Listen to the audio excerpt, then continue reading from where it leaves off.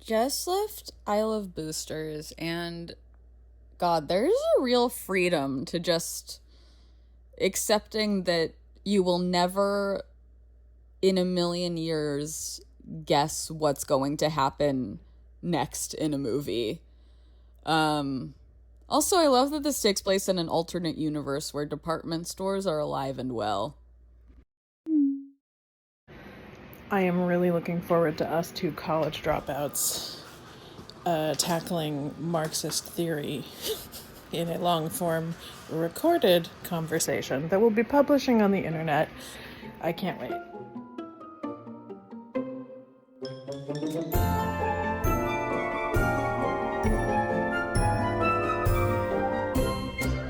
Hello and welcome to Medium Literate, the podcast where two longtime best friends try to sharpen our media literacy skills by talking about a new release movie in theaters every week. This week we saw I Love Boosters, so we're really testing our media literacy skills and our Marxist theory skills, which, you know what? Be kind to us, because we never claimed to be experts, but you know, it's part of talking about this movie. So as always, you can watch this conversation on YouTube. It is there at Medium Literate, and it's all spoilers from here on out, so keep that in mind if you haven't seen it yet, although honestly, this movie is hard to spoil because so much happens. So yeah, here it is. Enjoy. Okay. Hello. Hello. We are talking about I Love Boosters today by Boots Riley. We sure are. We're here. We're communist. We're ready to strike.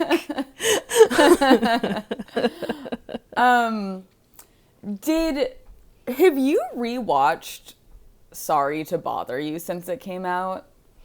No, and I was thinking a lot about that because when I watched Sorry to Bother You, I liked it, but I don't know that I understood it super well. Like, I felt a tad confused when I saw it.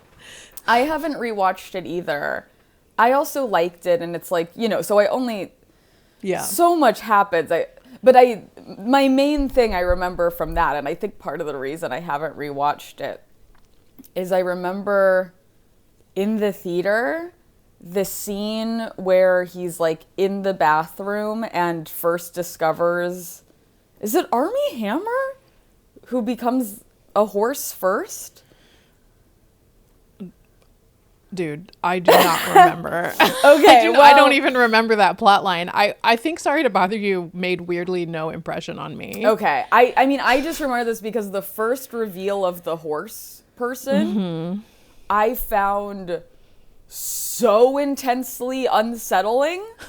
Like, it really, like, that visual, the way it was done, like, very uncanny. It chilled me to my fucking core, and I think that's part of the reason I haven't rewatched it.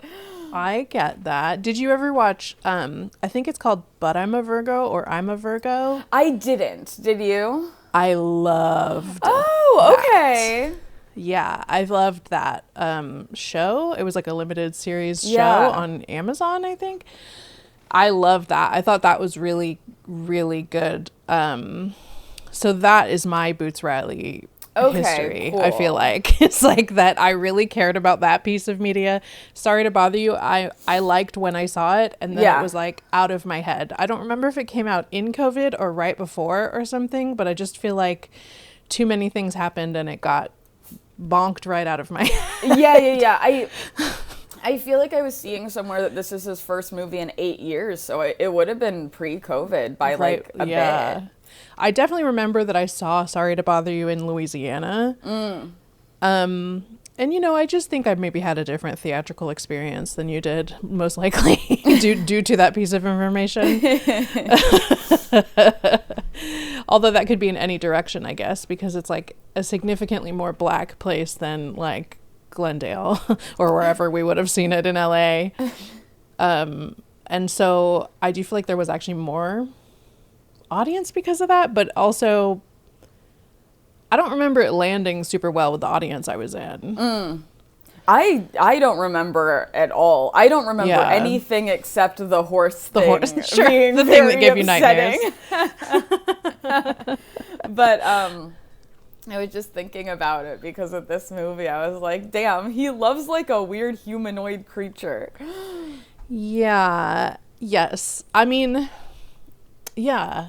Let's just get into it because I feel like we're going to take it slightly different today, everyone, and try to kind of recap a little bit as we go, just because a lot of things happened in this movie, and it's just going to make it a little easier to talk about if we break it into its pieces as opposed to like a broader conversation. So much happens. And I mean, a thing that is fun about his movies, and I don't know if this is the case with the show or miniseries that you watched, but it's like, it is fun that going into it, you're like, okay, I have no idea what this is actually going to be about. Because like... It is the case with the show as well. Okay, yeah. There will be like 3 huge plot twists, but not even like twists because they're not even really treated as like huge reveals. It's just like the laws of reality, you never know what they actually are within the universe. Yeah. So like literally anything can happen and like change the entire plot, and does. So it's like, it is fun that when it starts, you're like, okay, I know that this is about to be totally about something else, but like, what who knows it? what that is? Yes. Yes. So just overall, before we start, did you like the experience of watching this movie? I did like it. I thought it was me fun. too. I wouldn't say like I don't know how much it's gonna like be sticky with me. Yeah, I get that. I think the only thing that will not the only thing. I mean, there are a lot of like visuals and stuff that will be sticky with me, but actually I think something that's going to help is I really liked the music, the like Tune Yards, like circus music. When I saw, just because on my like Apple Music, I was like, oh, score for, and I saw that it was Tune Yards, I was like, holy shit, blast from the fucking past, dude. You know what? I've been reintroducing Tune Yards into my playlists the last couple of months, so I was like, welcome back. Damn, because I used to love Tune Yards. I haven't thought about Tune Yards in I don't even know how long. I mean, the Tune Yards music plays into this overall thing that I think Boots Riley is like particularly good at, which is the specific coolness that you find in the Bay Area. And I feel like the Tune Yards music is a part of that. I mean, I don't know if that's where she's from. I would assume. I kind of just assume any like professional that Boots Riley works with is like a Bay Area artist. That may not be true, but she definitely gives off that vibe, or like gives me that feeling when I'm hearing that music. It's like funky and weird and like, but cool in a, I don't know, gritty feels like a stupid word, but it's just a little, I don't know. I mean, the score definitely fit really well with all the, especially all the, there was a lot of like, you know, there was so much like running around in this movie, like, ooh, we're here, we're here, we're here, we're here, we're here. It's perfect, like stomp into a place kind of music. Okay, where do we want to start in the story? Okay, we start with just the introduction to the Velvet Gang. Yes, and I love all of them. No, it's so great. Great. I love that they live in a little chicken shack. That's cute. That was a fun reveal. Although maybe it's just Corvette that lives there, but the other ones are always around. Yeah, I think because it sounded like Sade had kids. Yes. Did I get that wrong? Yeah, she did, no, right? Yeah, I think she had kids and like lives somewhere else because she's like, as long as I'm around, like you'll never be homeless or whatever. Yeah. And then wow, I don't really remember anyone's name in this movie. They said Sade's name a lot, which is why her name stuck with me. But yeah, I'm struggling to remember. Was Taylour Paige Mariah? I'm going to look it up on IMDb. I think she was just like crashing with her. Yeah. Oh, yeah, because the shower, I had a big laugh at the shower. When she like pops the little shower curtain up and is just showering behind the counter. I mean, the other thing that's like, I feel like I don't know if anyone else is making like live action cartoons the way that like Boots Riley is. It's just so cool. I love it so much. It is fully just like cartoon world, cartoon logic. The angled building with then the angled floors. That was one of my favorite reveals in the whole movie. I think that's so fun. There's just something so, and I don't know if I ever figured out what I think it is saying. Like, I think a lot of the stuff Boots Riley does is saying something, and I'm not sure what the angled floors are saying, but I love them. Yeah. Yeah. I mean, the introduction of Demi Moore's character was also like really fun. I found her character really, yucky to watch, but fun to watch. Yeah. Okay, I feel like this movie is actually going to be a good judgment-free zone for us to try to exercise our media literacy muscles. Yes, totally. And you know what? Guess what? This is going to be a no judgment zone. So I think we should each have to guess what we think the angled floors mean. Gosh. Okay. So I guess I'm thinking my guess is something about climbing. It's like not corporate climbing, but like capitalism climbing and creating a space where the people beneath you can't ascend with you. Something in there. Yada yada, can't too slippery for everyone but her for some reason. Okay. Yeah, because she seems to be able to traverse it really easily. Yes. And so it's something that's like easy for her, but makes the lives of everyone who has to serve her or work with her more difficult. Yes. For arbitrary reasons. And also maybe because, it's this new luxury build where it's like sort of just like different just to set it apart, where it's something that like doesn't serve a purpose, but it's like, no, because it's this weird thing, that means it's like luxury. Definitely. I think we're right. I think we're on something here. This sounds correct. Because it's like, and there are so many people that have to serve the people who are in that building in various ways, and it just makes their lives worse. Yeah. Yeah, like the coffee girl. But also that I wish I could remember the name of the building, but that the building was a fascination to Corvette. That she was like, oh, I want to see inside that building. Like, I think she said that once or twice. Yeah. And I think that's interesting too. I think, the whole relationship with, was her name Christy something? The assistant? No, Demi Moore. Yeah, Christy Smith. I feel like that's very relatable of that whole arc of it's like, especially when Corvette's like, well, we hate her, but, but she's like also obsessed with her. Where it's like, I think I'm certainly guilty of this, where like I'll hate rich people, but it's like, it's hard not to still like be dazzled by them because like ultimately it's like you do want that. Like that is something you want. And so you are like fascinated and kind of hungry for that proximity while hating them.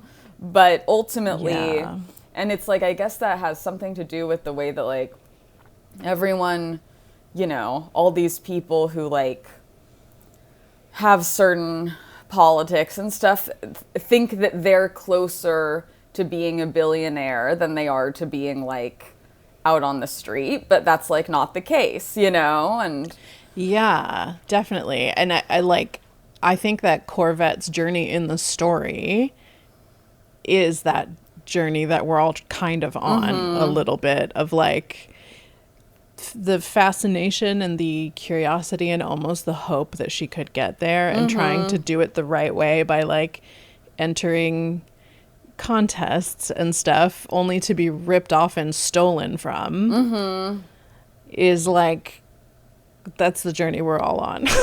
yeah. And like, I know Boots Riley fully, I mean, is just like a hard Marxist, like believes, and I think this whole episode may be frustrating for people who are like more well versed in like this type of politics, because I don't know, I won't speak for you, but like I don't talk about it a ton because I don't know how to very well. No, I mean, I don't think either of us has ever like read theory. We're certainly not experts on this. But like I definitely, but in the same time, I feel aligned, far more aligned with Boots Riley than I do any elected official I've had to vote for.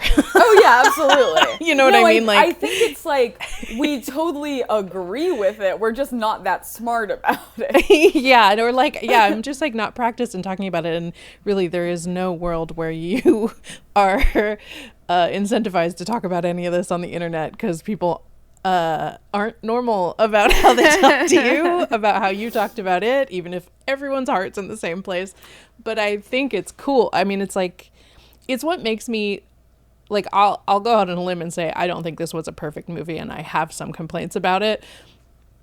But I feel so positive when I see a Boots Riley movie or piece of media, because I'm like, these concepts are never depicted in a way that's like interesting or fun. Totally. And I love that he does it, and that I would put him in the same category as like a David Lynch. He is weird and eccentric, but he doesn't think that he is. He just sees the world this way. And is interested in the craft of filmmaking. Like, a lot of the special effects are like practical. A lot of them are in camera. They did like, I watched this like Panavision thing on YouTube that was like him with his like production designer and special effects, or not special, cinematographer, and they talked about how they had developed special lenses for this movie that are like old lenses that they altered slightly, and it was like to keep that same like color grading, to keep it bright, and to get more on in the lens than would normally be available, and all of that stuff. I'm like, that it's just so cool to have a filmmaker who, which a lot of them do, but a lot of them don't fight for it or whatever.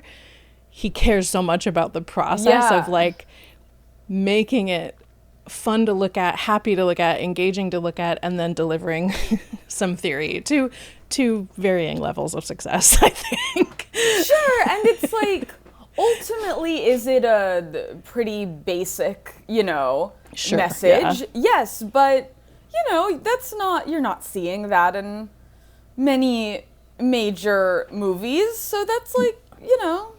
Yeah, cool. Definitely. I just think, I think it's really cool. But okay, so we see them. They, steal clothes, then resell them. And then what happens? What happened? What happened next? What happens next? Oh my God. Okay. So then they discover she sneaks into Christy Smith's house because they're walking by, and she sees the coffee cart and realizes that that coffee cart's going to go into her house. And she knows this because she's read her book a bunch of times. She secretly idolizes this person. Because she wants to be a fashion designer. Yes. And she has a design that she was going to enter, but she thought it was too weird. Yeah. So she only posted it on social media. So Which anyway, is apparently a Big Bud Press made that, I saw. Oh, really? Yeah. I didn't see that. That's so funny. Yeah. That rules. So she sneaks into the house. This is where we get to see the slanted floors. And Christy Smith and Corvette come face to face. They have a slight disagreement on turquoise versus aquamarine. And Corvette is like, I'm the coffee person's manager. She pretends to be the district manager for the coffee place. She gives her an insane name that I don't, Courvoisier or something like that. Yeah, because I think she says her name and then she's like, whoopsies. Oops. Keke Palmer is so electric on screen. I just like love watching her talk to people. She really is just like, she's just a ball of charisma. She's so charming, and watching her and Demi Moore face to face, I'm like, I wish I could have seen maybe an hour of that. Just Demi Moore being kind of like yucky in a way she's really in control of, and Keke Palmer being charming in a way she's in control of. I liked how Demi Moore played this woman, as I feel like I know this is a person that I should be able to think of examples, but like there's something a little like, she's like man-spreading a lot, so she's kind of giving like mean older like lesbian college professor or something. Yeah, I mean the comps I thought of right away were like Sophia Amoruso. A little bit. I mean, there is no one-to-one, I don't think, for this Demi Moore character. But Sophia Amoruso was, and weirdly, and I mean no harm to this person, but Jen Gotch a little bit was also in my mind. Like some kind of like crazy mix of like girl boss Sophia Amoruso with like pre-cancellation Jen Gotch. Yeah, sort of like that, but like, I don't know, it's funny how she's like, if I just say like fuck a lot, that's gonna make me seem so powerful. It's like something very really annoying. There's something very recognizable about that type of person. Yeah, I think that's why the girl boss thing was in my head. There was something about like, achieve business success as a woman, but try to embody a lot of masculine behaviors. Sophia Amoruso, by the way, like fully AI,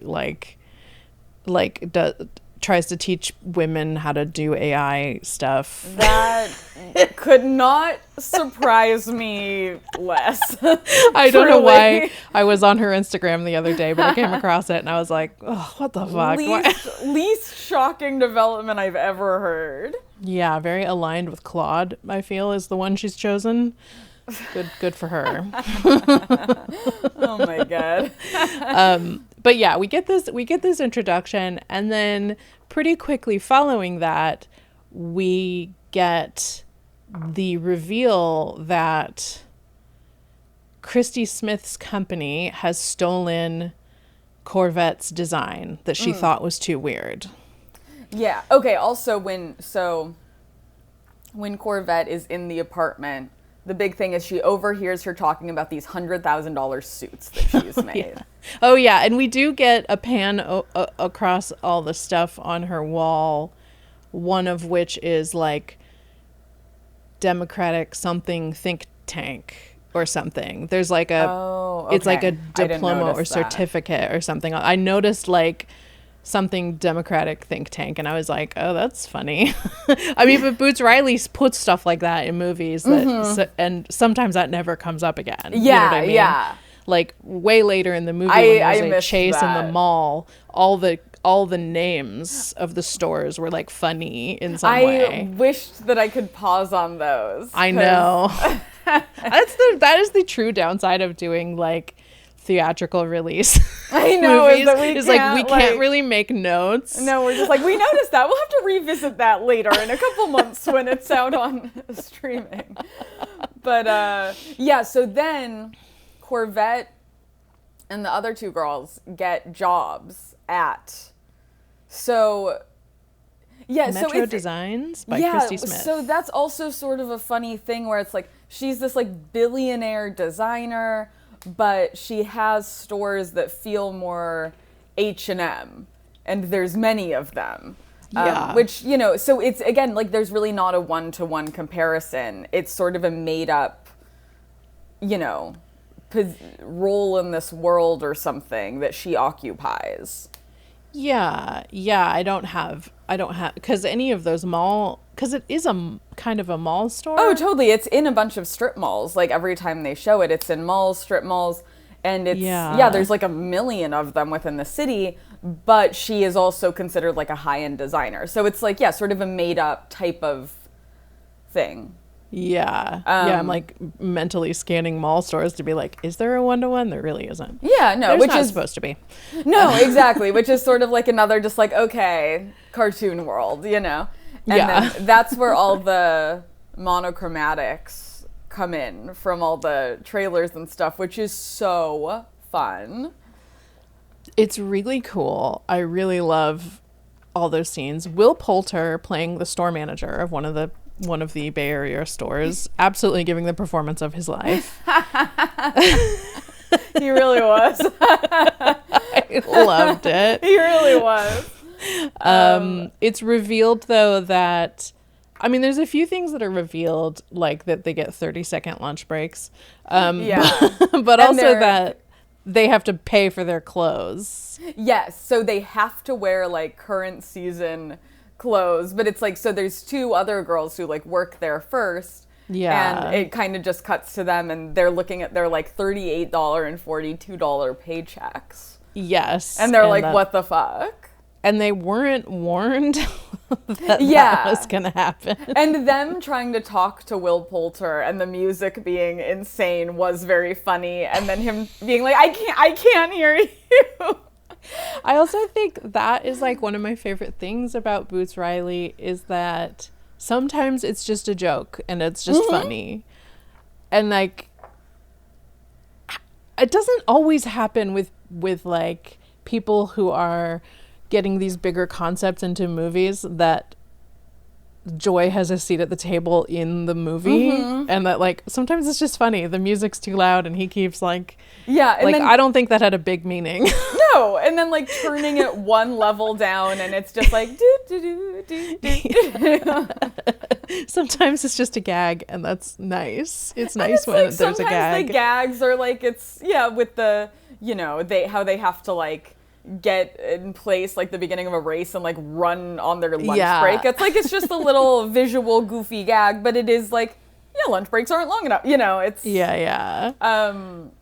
I also, the whole movie, until I looked at the IMDb after, I thought that, is it Isa Gonzalez? Is that how you say it? I think so. I thought that was Gabriette the entire movie.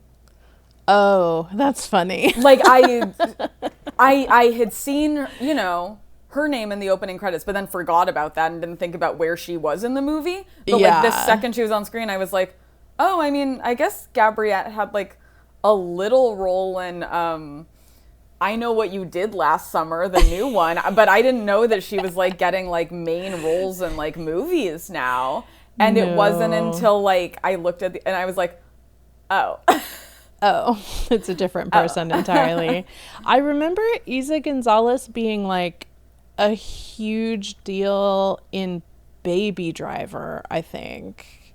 And that being her big like breakout American role. And then she was in that Glenn Powell movie. Yeah, and the Fast and the Furious, I think, is also maybe the other thing she was in around the same time. She's so beautiful. She's really nice to look at. She's so gorgeous. And I was really enjoying the thin eyebrows, which she also not everybody can do. She looked very beautiful as Gabriette. Yeah. It worked for her. But yeah, she was the like labor organizing employee of the store. Who's just vaping away. Vaping like nobody's business. And she gets used later in the movie, and we'll talk about her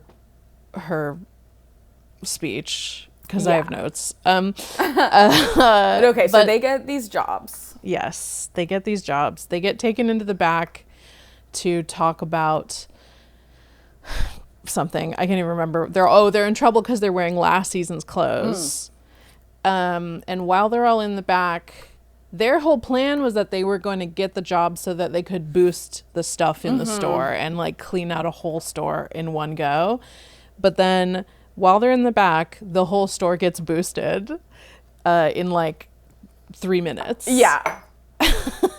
And they review the tapes and find out that it's someone with some sort of magic bag. Yeah, so this is the first thing in the movie where you're like, okay, where's this going? The rules have changed. Yeah. And where you go, oh, I see. I see. It gets revealed that it's Poppy Lou.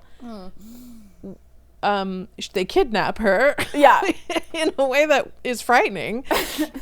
Just off the street. And she goes, no, it's not the bag. It's simply my teleporter. I teleported here this morning. And then we get the Poppy Lou backstory, which is that she is a worker in the factory in China that makes the clothes. Christy Smith's clothes for Metro Designs. Yes. And the factory workers want a 30% raise, and they want to stop using this. They don't want to stop making sandblasted denim, I think. Yeah, there was, it did, one of I thought the funniest lines was just the delivery of the way it's like, is there anything we can do besides sandblast jeans? It's one of the demands. And they're the owners of the factories, I know. Get back to the sandblaster. The inhalation of the sandblasting stuff is giving people cancer and making them die. Yeah. Which is heavy. Yeah. tough stuff. But she discovered with her cousin while crawling through the vents of the factory just for fun. Yeah. Just as a hobby. that Christy Smith had invested in this technology. Because Christy Smith was like a genius. Yes. Oh, right. We do get that, like... She was like a science genius. Yeah. Then started doing fashion. Yes. And so she has made a teleporter so that they can avoid shipping costs from China to the US. Yeah, I mean, I suppose that would avoid tariffs too, right? Yeah, I mean, when they were making this, I don't know if tariffs had been, the hot button issue yet, but tariffs are probably a bigger expense than shipping these days.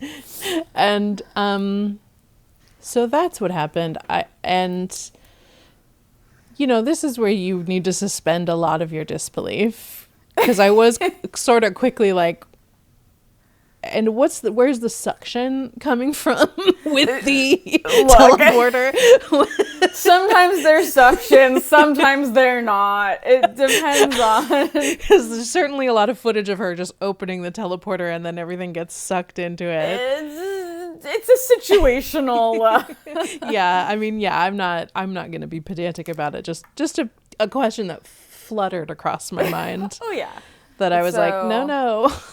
Her and her cousin developed this plan where she teleports to the US, and the plan is to wipe out every Metro Designs store to then essentially hold the clothing hostage and stuff and make their demands, because at one point the bosses were like, well, Christy Smith has to okay it.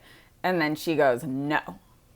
She says, in very classic girl boss shit, it's like, it's actually more work for me to let you make the clothes than for me to just make it myself.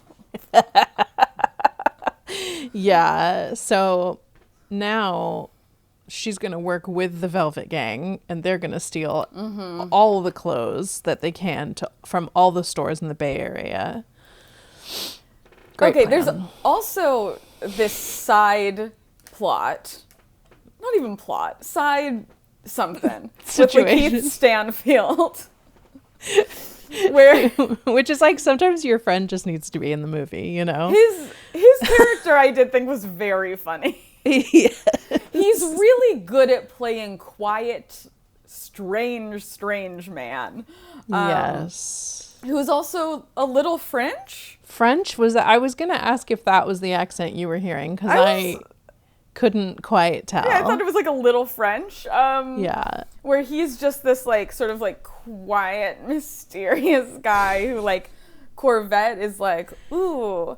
And then very funny gag where he's like, yeah, I'm a model mostly for like TJ Maxx and Ross. And then he like gives her a flyer with him going like, very funny. And then it turns out, because one of them, which also just very funny, Whitney with the laptop? Oh yeah, I loved that. Possibly my favorite joke in the whole thing. It's just...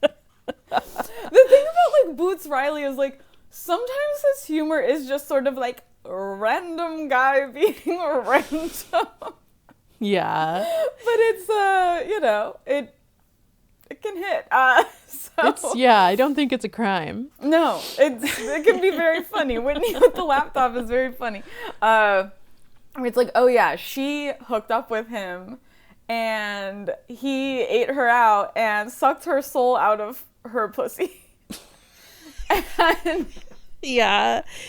And he turns into this in the little story, vignette. He turns into this disgusting, grotesque creature. Like dragon, slithering demon. Bug thing, and sucks her soul out of her pussy. And then Corvette goes, okay, so I'm going to block him. And then move on a little bit. Yeah, and so we get like a flashback. It's not a flashback, it's just a flash to someone else's experience entirely, where we watch the whole scene unfold of that happening. And I guess that lady is his real wife. Oh, is it? That's really funny. I like that. I think that's really cute. Yeah. Romantic. But that scene sure stayed on the screen a long time. It did. I was like, okay. And I was like sitting next to some of my sweetest friends, and they were like, oh no. And and we're talking specifically about the shot where he is eating said pussy. Yeah, and she's floating in the air. Yeah. He has her hovering over the bed, and it's just like a shot from the side of just it happening. And look, everyone's really going for it. Yes. I would say that's my main note, is everyone's really going for it. Everyone's really going for it. And Boots Riley just does like gross stuff, I think, because, and not, there's nothing gross about sex. It's just that the shot after her soul has been sucked out, where it's the tight shot of the face of the demon, and his like multiple rows of jagged teeth, the juices and stuff that are like dripping in the mouth. Really tough stuff. If you're not trying to watch something kind of gross. Certainly like, oh, I thought this was like a colorful heist movie, and now I'm watching body juices. Look, you gotta get some teeth. You gotta get for some a full 60 in. seconds. Not to call, our natural bodily functions goops and gunks, but there's a lot of goops and gunks in that scene. Yes. And so that's fine. But, buyer beware if you're taking your parents to see this movie. Yeah, maybe go to the bathroom during that if you're sitting next to your dad. I don't. If you've taken your dad to the radical militant labor movement movie, which for the most part, it is great idea, but maybe you just scuttle away during that specific minute. Yeah. But so, okay, that is truly an aside because it happens for 5 minutes of the movie, and she goes, Yeah. "You're right, I'll block him." And then he comes back later, but like not for any major reasons. I mean, he's functionally useful. Yeah. Yeah. It's funny that a TJ Maxx model would have gotten the gig to walk in the fashion show, but we'll talk about that later. I mean, also, look, TJ Maxx and Ross don't have models because they don't have catalogs and they don't really have flyers, but that's beside the point. We're suspending so much other disbelief Yeah. Well, that I can suspend that disbelief. They've got in-store branding hanging, maybe. Not, you spend more time there than I do, I think. so much time there. They don't really. But that's okay. That's okay. It's fine. Okay. Yes, but so then the next thing that happens is that... Wait, what is the next thing? Okay, so then they go on, we have a little montage of them. So every Metro design store has a different color. And there's little announcements that are like, each store is one color, and if you don't like it, go to a different store. And that makes for a very fun visual. Also very fun joke. Will Poulter, after Populou steals everything, he's like, the store isn't even that yellow anymore. Yes, that's when it's good. empty. Very funny. But so then montage of them going to all the stores, and it's like green store, red store, pink store. Faking seizures and stealing everything. Yes, and the outfits get crazier and crazier, which is really fun. Yes. I mean, all of the stuff where it's their outfits is just a blast. So fun. Different wigs, different outfits. I saw something this morning, that, because it was like a $20 million movie, which, for a big movie isn't like that much. If you, And so I guess that whole montage, they used one wall and just changed it over and over and over and over. I love that. In the stores, it was always one wall. And then all the shots in the van out front, they shot it once and just had them like quick change between. Yeah. I love that. Yeah. And it made it really fun because it all is very visually symmetrical from shot to shot. Yeah. And it just does have like, it doesn't feel low budget, but it feels really indie. It feels really like, I don't know. I don't quite know it just feels human made, I guess, in like a really tangible way. Totally. And it makes everything feel very like purposeful and considered. All the visuals. The fish faces, those were fun. Were they fish? I kind of took them as fish because of the lips, but maybe not. I felt like they had the little like maybe kind of lip. I don't know, but I know what you're talking about. Yeah, but that's when I think that's when they see. So Christy Smith is also like, oh, I'm gonna get you, Velvet Gang. Yes, and then one of the heists goes wrong. They use the teleporter and it does something different. Yes.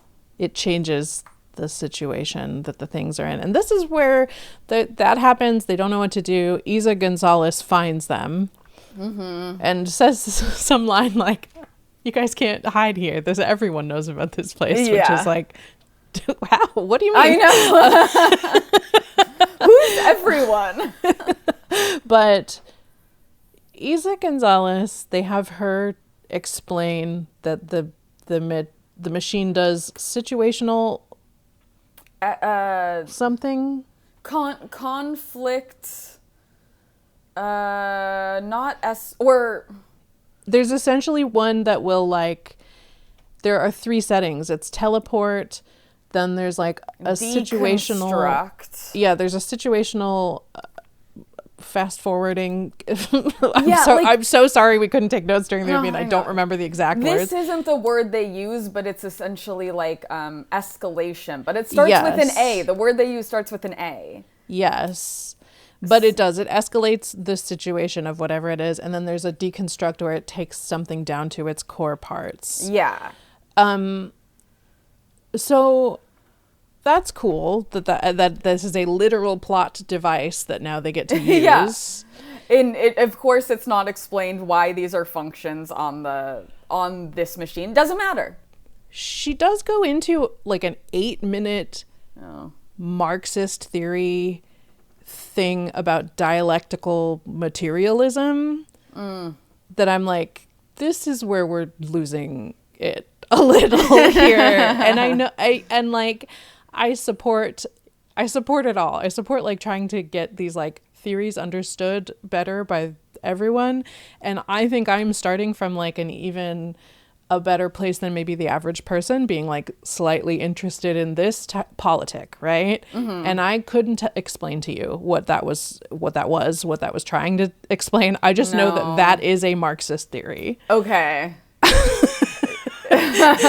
Yeah, I assumed so, but I was like, and this was the scene where I was like, I just had this feeling of like, I don't want for Boots Riley movies to dip into this lecture-y stuff where the theory, we're getting like too in the weeds on theory, and people who come into this movie because they are just like average people that want to be entertained, but could be moved to care about these, you know, that this told a story that made them care about labor movements and class struggle. This shit turns those people off. Okay, you know what this was kind of like a version of though? Remember in The Big Short? Oh, with the Margot Robbie bathtub scene? Yeah. Where they're like, you know, they're like, she's like, oh, let me explain. Yeah, we're going to have like a beautiful woman in a bathtub explain like, you know, the boring part of this to you. This is just like a different type of person's Margot Robbie. Yeah, this is like, I want like a Latina, a Bay Area Latina with thin eyebrows to explain dialectical materialism to me. Well, like fucking just sucking on a vape. Yeah. And it is hot. She's hot. Oh yeah. She's hot while doing it. It's just, yeah, it's a hot babe for like cool people. Yeah, but it was, I just felt like it didn't land because I at the end was like, sorry, I don't know if I fully am grasping the lesson here, but okay, I generally understand acceleration. That's the word. Acceleration, yes. Okay. Situational acceleration. Yes. Okay. So anyway, we then get explained what the machine does, and we get a slight Marxism lesson that worked for people who already knew what that was. And then now I feel like we are going at a crazy pace in the story. Yeah, because then, God, we're taking it to the fashion show, right? Immediately. Is that? Yeah. Okay. There's maybe some like character stuff between, but it's mostly like they find out what this can do, and they're like, okay, we're gonna accelerate the situation at the fashion show. Well, they're gonna deconstruct all the clothes at the fashion show. They're like, we're gonna deconstruct her whole collection, and we're gonna get these $100,000 suits. Yes, they really want the $100,000 suits, but all for different reasons. Yeah, Sade wants to sell them. Corvette wants to destroy them. Yeah, there's a bit of conflict between the two of them because Sade is like, no, I have like kids, like I want to make money. That's what we're supposed to be doing here. And you're getting distracted by like trying to get revenge because you feel so personally, hurt by this woman to Corvette. And because, she has more of a personal vendetta where she seems to care more about getting revenge than about making money at this point. Yeah, and it's interesting. I think I don't know where I land on the notion that, so like Isa Gonzalez's character tries to get them to walk out and strike with her, and they're like, no, we're just quitting, weird style, so don't worry about it. But so they're not in her labor movement. They're helping Poppy Lou's character, but only insofar as because she has the machine they need.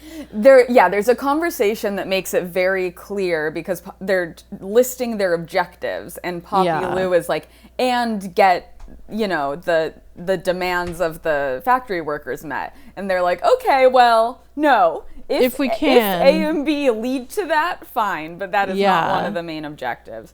And by the end of the movie, they I'm gonna kind of speed run this end stuff because it goes crazy really fast. but there's like a issue I'm having where like those main characters by the end of the movie care about the factory workers, but like they just weren't working towards any of the stuff that like is the meaningful lesson of the movie. No, I mean, end of the movie is very utopia, this is the ideal state, wish fulfillment, like Boots Riley's wish fulfillment, like it's, and I liked that. I mean, no, totally. I dare say I even kind of shed a tear at the visual of seeing like the fashion show turn into a DSA rally when they hit everyone with the situational acceleration. But yeah, some of the resolution in the end of the movie just like is tough. So here's the speed run. LaKeith Stanfield comes back, lets him in the fashion show because he's graduated to runway model. There's a funny little aside where he's talking to Corvette and he's like, I am a demon. I don't know how I got here. I don't know where I'm from, but I am a demon and I do suck the souls out of people's genitals. Fun. And she's like, okay, well, I can't do this right now. And then the second big, like second or third, I guess, if we're taking into account the secondary functions of the teleportation device, it turns out the $100,000 suits are not suits, they're skin suits. This is where we really get into some crazy stuff. Yeah, because the whole time there's been these funny little asides showing interviews on TV with like, so-called normal citizens. Yes. Where it's like, a worker. They're crisis actors. Yeah, a worker who's like, well, I don't want more money because who wants the burden of having to deal with more money? And stuff like that. And please, police, we want more of your presence here. These boosters are so scary. And healthcare, now I have to worry about how to use my healthcare. Like, a lot of those. They're all very funny. And then they go into a room and it's all those people. Yes. And they're like, what are you doing here? And then they take off their skin suits. And it turns out they're all just muscles under their systems. just skinless bodies. And they are the Democratic think tank. Yeah. And so, they're essentially, planted to try to, turn the normal people to a way of thinking that is not helpful to themselves. Yes. And, this turns into claymation. There's a high-speed chase that happens with miniatures that was shot with miniatures that I thought was really cool. Yeah, because it was like the bodies were stop motion. Bodies were stop motion. I love that. But I don't know that I liked looking at this part, or like I just like it was like that scene was way too long to me because I was like pretty. I don't care. Right, I didn't care that much. This was my second movie this week that I saw with Cara Young in it because that's funny. I saw Is God Is earlier this week. Oh yeah, she's having a big week. Yeah, which obviously little part in this. Main person in that. I liked that movie a lot. I still haven't seen it, but it gets the medium literate stamp of approval. Yeah, this whole sequence with the skin suits. So they're like, the Velvet Gang is holding these people up and being like, take off your $100,000 suits. We know about them, even though they look like normal suits. And then that's where we learn it's a skin suit. Yeah. And that's what costed $100,000. And that they all exchange suits and play the characters. Oh, yeah. There's also unrecognizable Don Cheadle. Yeah. I was about to say I did like that little plot line of pyramid scheme. Yeah, because it's like that's another just little thing where it's like, who do pyramid schemes prey on? Hopeful poor people who are desperate. And that is he's just this character, but it's funny because the pyramid scheme is like not even a product. It's literally like the idea of friendship. And the top of the pyramid is $12,000 and you have to put in two. It's just that was a good little it's really kooky, but then also like in the scene where the Velvet Gang's holding up the Democratic think tank for their skin suits, and then Sade and Corvette have like a friendship conflict. And it's like, I understood the conflict within the world of the story, but it was like, this is all this just like, okay, like, sure, Corvette is talking to Sade in a way that sucks, and we all need to be on the same side and being in community. Like, I got it, but it just felt overwhelming, and it was like, this is taking a long time, and it's too much information too fast. Well, it was also then kind of like, Sade is mad because she's like, you're saying I always do this, always do that, but I change. I'm a person who changes, blah, blah, blah. And it's like, I'm sure that's valid. We actually don't really know these characters enough to know that that's true, that this is like an ongoing. Which is my overall, I think, struggle with the whole movie was like, I didn't necessarily, I rooted for them because they're fun to watch, but I cared about the Chinese factory workers. You know what I mean? Like, that was a story that had stakes, that felt real, and the Velvet Gang didn't have stakes that felt particularly real to me, other than you generally need money to survive and isn't that bad. I mean, I think that like Boots Riley is I think he's really good at character not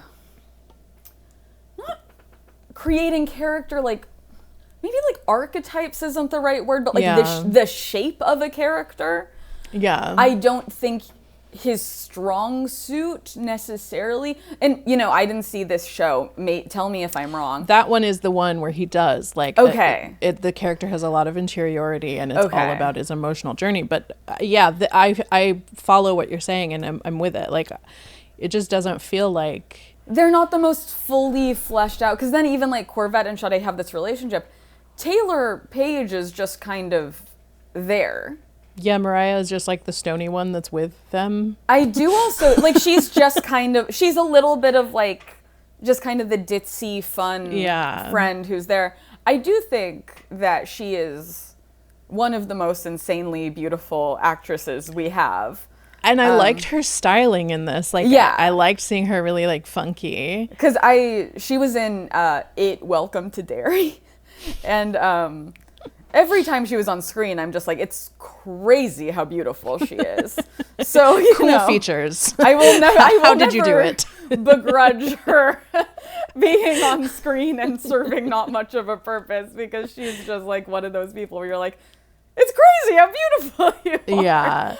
Yeah, but it is. It just was like, I mean, I would just say that piece of it is what made this not reach like 4 stars for me. I think like that held it back, where I was like, this is fun, but I don't know. Yeah, you're just never like, I don't know. I don't ever feel like I really know who anyone in this movie is, like, as a person outside of exactly what we're seeing in that moment. Because the Chinese factory workers also had more. They had. It just was like familiar relationships that were like easier to understand quickly, And then, because they weren't given a ton of screen time, but then like it's not only the familial relationships, but it's like she has this cousin that she like goofs around with. Yeah. And like we didn't get that much depth, but we got slightly more like personality. Like we got a reason that their life feels that they care about protecting their life, or I don't, that's the wrong phrasing, but yeah, maybe I kind of explained what I mean. That whole plot I did like a lot because it is a very current sort of it's issue real. and conflict and conversation of that kind of takes the conversation that people often use to defend like Sheen. Yeah. Which is, oh, if you don't like Sheen, I guess you don't care about poor people. Don't they deserve to have nice clothes too? Right. And how that conversation is ignoring the poorer people that are the ones being exploited to make those clothing. And so how the factory workers somehow aren't considered in this hypothetical, because often, a lot of the people ordering from Shein they're ordering, they're spending a ton of money on it. They just want more clothes for, that amount of money. Yeah. But like it's not like people wouldn't, a lot of people who shop there, it's not like they wouldn't have clothes if they weren't shopping at Shein, Right. It's just like people want a right. new outfit every day. But it's like how much the conversation around like poor people, quote unquote, disregards that like the factory workers are also people. Right. And they're poorer people, but somehow that's not in the... And because a lot of the movie, they are really... Our main characters are sort of disregarding the factory workers' plight. But by the end, they come around and they're like, oh yeah, we are all in the same boat. Class. It's like... It's a lesson in class, in like class consciousness for the Velvet Gang characters. And I suppose they do get there in the end. They're like happy that that everything that happened. I will say I really enjoyed, just on a entertainment level, the entire like last sequence, like where it's like a chase sequence and she's going in and out of the teleporter. Yeah. That was so fun and so well made. And they, whatever, everyone's chasing everyone, and then the whole fashion show gets deconstructed and the situational acceleration happens and the whole fashion show becomes a DSA rally. Yeah. Where it's like, not Gabriette and some of the other employees are like trying to, start strike a labor little movement. bit. But most of the other people are not getting involved. And then when they turn the accelerator on them all, it just becomes like everyone has to get involved. And then that snowballs into like a huge general strike. Yes. And I loved that. Oh, totally. Demi Moore, sort of Chrissy Smith, that character, just sort of, there's no consequence really for that. She like has to pay more. Yeah. But that's it. I guess that's fine. I didn't want her to die or something, but there's something like, it's like the resolution doesn't feel super satisfying. Like it's like tough in a movie where there's a villain and you want the villain to be punished in a way that you feel. Yeah. And I just was like, yeah, I guess I do just want her to pay them more, but I guess I want her to go out of business. Yeah. But I suppose that the true villain is the concept of capitalism. And it is. In the end, they are talking about like, and then everyone went on a general strike. And then everyone got what they wanted. And yay! And it's like, yeah, that's nice. I mean, yeah, he's very just like, yeah, the only way is like general strike. And it's like, yeah, And that is his message Yeah. in general in every interview I've ever seen of him. And I like that he stays true to it. You know what it was this movie by the end was making me think of? And it's not the same in message, but in sort of surrealist weirdness / fun was Eddington. Man, I loved Eddington. I loved Eddington. But Eddington is fucking cynical, and this is like the opposite in every possible way. This is like there is hope, and the hope is us helping each other. And Eddington was like, we're fucked, you guys are insane. Yeah, and it's like that Eddington does feel much more realistic, and unfortunately there are two wolves inside me, and they are Eddington and I Love Booster. Because it's like, I guess Eddington is a reflection of what we're actually seeing. Yeah. Where like and it's satisfying in that way because it like it's all this stuff that's so fucking crazy, but you're like, it's someone putting it to screen and you're like, fuck yeah, that is what's going on. Whereas like this movie is very like hope core. This is what could be. But then even in the world of the movie, it takes a teleporter accelerator machine to make that happen. But then he's sort of like, but see, if it did happen, this is what could happen. It's like, yeah. I agree. No, it would be cool. Yeah. In the end, I think we're kind of rounding to the end of this conversation. It is good. It's like very fun movie. Yeah, it's super fun. 3.5 stars is what I have given it on Letterboxd. I feel like it's above average, fun time. It's not like, it's just not going to stick with me past this year, probably. Yeah, it looks really cool. It's really fun. Love all the messages it's offering up. I think that, I think just for a movie to like really be sticky with me, I have to have like a very real, innate, like emotional response to it of some kind. Yeah. And I wouldn't say that this necessarily got that out of me. Yeah. But I love that he has such a distinct style and ethos, and totally. I think that's great. Yeah, I love that he's eccentric. He makes eccentric movies. Mm-hmm. And I think he is like Marxist David Lynch. I think that See, I would almost say, I guess to me, because it's the same thing where it's like the reason the movies aren't very sticky, I would almost say he's like Marxist Wes Anderson. Oh yeah. You know? Because it's a little that. bit, it's a little more whimsical in that way, where it's like, with David Lynch stuff, I'm like, I do think there's a deep emotional core to his work, you know, deeper than almost. Whereas like with Wes Anderson, I'm like, I love that we have directors that have such a distinct, strong look that you can immediately identify their stuff.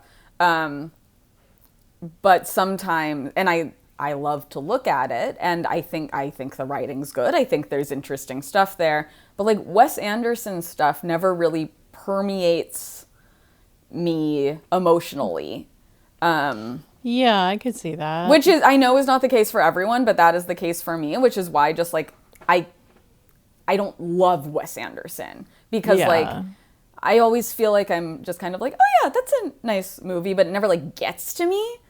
And I feel like I have the same experience where it's like the movie, fun movie, love to look at it, doesn't quite get to me. Strong visual language though, can appreciate that. So yeah, I to me he is Wes Anderson like in that way to me. I like that. Likes working with the same actors a lot. I know. I think I love that. I love that with any director. I have one last question for you. Mm-hmm. What was your favorite wig? Ooh. Oh my gosh, I wish I could look at like pictures of all of them. I'm so bad at remembering stuff. There's blue Bob. There was a pink one, I think, right? She wore a pink outfit. I feel like the pink one was also a Bob, wasn't it? My favorite was the yellow tips. Oh, yeah, that was my favorite. Where it was like so cool. I liked the yellow, yeah. I was like, can I wear that? The answer is probably no. But I was like, that looks so cool on her. I did like that one a lot. I also did, I liked how Mariah got kind of too into the folding method. And she was like, I found my purpose. And I'm like, I feel like that sometimes. And she was folding the money in the cash register. Like because I work retail. I've worked retail my whole adult life. And my mom has these stories about how when I was a baby, from the moment I could start walking, when we would be in stores, I would start organizing shelves. You were born to work retail, I would baby. just stand there and organize things. And I'm like, oh no, is this my purpose? Is this what I was born to do? And the answer is yes. Sorry. Okay. I think that's it. I don't have any. Do you have any other notes? No. Okay, not really. Well, go see the movie, everyone, unless you already saw it and that's why you're listening. In which case, great job. I did stay because I saw that there was a post-credit scene, and it was like really post-credit. What was it? Well, I stayed, and it was just more of the monologue explaining stuff, and I was like, ugh, okay. Okay.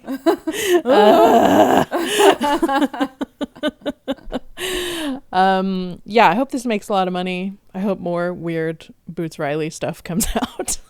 Yeah, I will, like,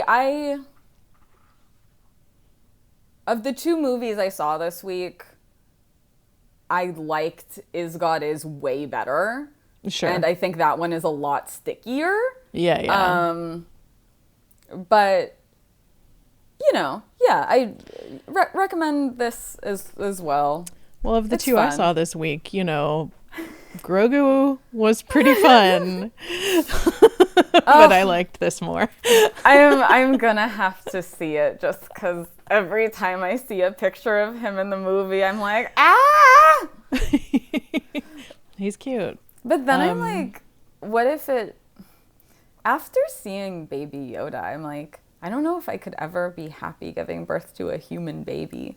And that is the fear. Because I'm just like, how could I ever love a human baby as much as I just love a single photo of Grogu? I don't know. Mm-hmm. I don't know. This is the problem of our generation, I think. Okay, thanks. Bye. Bye. Okay, that was it. We did it. I hope you enjoyed that episode. I hope you enjoyed two people who dropped out of college trying to talk about complicated Marxist theory. Thank you for listening. If you liked the episode and you want to give us a hand, please copy the link for this episode wherever you listen to it and send it to a friend. It would really help a lot. Those person-to-person recommendations are truly how new podcasts get found. So thank you so much. Every listener counts. We love you so much. You can follow us on Instagram or TikTok or Patreon or YouTube. And I recommend the YouTube of this episode because I feel like me and Emily look great. I think that's it for now. Next week, our episode will be coming a little late. Okay, this is important information. I'm going to be out of town at CrimeCon.